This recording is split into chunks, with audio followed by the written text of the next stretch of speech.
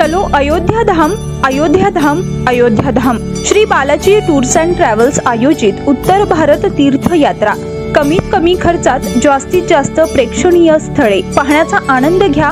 आरामदायी sleeper bus प्रवास 10 दिवसांसाठी प्रति सीट 9,999 रुपयामध्ये। तीर्थयात्रेतील प्रेक्षणीय स्थळे श्री कोळाई देवी दर्शन, अयोध्या, काशी, प्रयागराज व इतर 11 श्री क्षेत्र दक्षिण भारत तीर्थयात्रा। बुकिंग सुरू। यात्रा प्रस्थान मंगळवार दिनांक 25 जून 2024 रोजी सकाळी 9 वाजता। संपर्क श्री विठ्ठल महामुनी, मोबाईल नंबर 9850 81 33 02, 9970 44 19 95, 9665 87 61 31।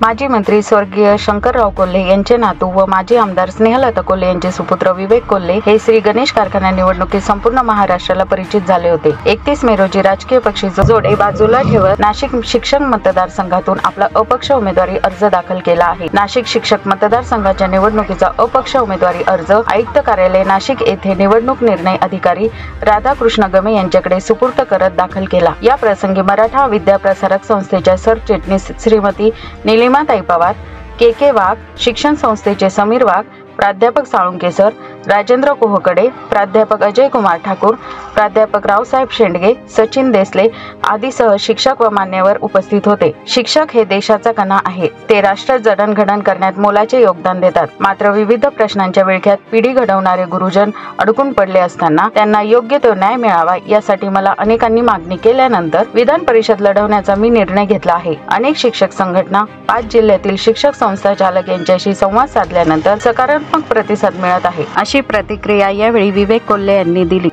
मुळात बंडखोरी नाही, परंतु ज्या मतदारसंघाची निवडणूक आहे नाशिक शिक्षक मतदारसंघ, शिक्षकांच्या निगडीत हा मतदारसंघ असल्या कारणास्तव व्यक्तिशः माझं असं म्हणणं आहे की इतर राजकीय जोडे बाजूला ठेवून आपण या ठिकाणी या उमेदवारीकडे बघितलं पाहिजे।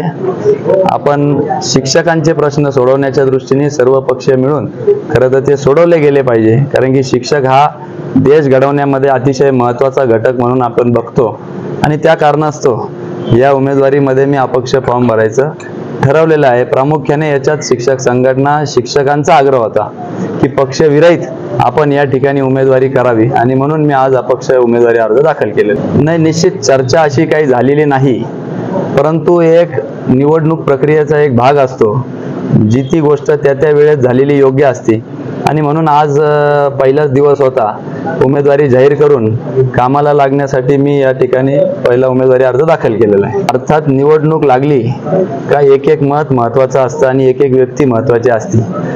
निवडणुकीचं विजय समीकरण करण्यासाठी जे काय करावं लागेल ते सगळे उमेदवार म्हणून मी करणार आहे। नाही, असं विशिष्ट अपक्ष जेव्हा उमेदवारी करतो तर पक्षाकडे कुठल्या पाठिंबा मागण्याचा काही प्रश्न उद्भवत नाही। आपण एक विचार धरून एक विशिष्ट उद्देशाने या निवडणुकीकडे उतरलेला आहे, त्याच्यामुळे तसं काही नाही।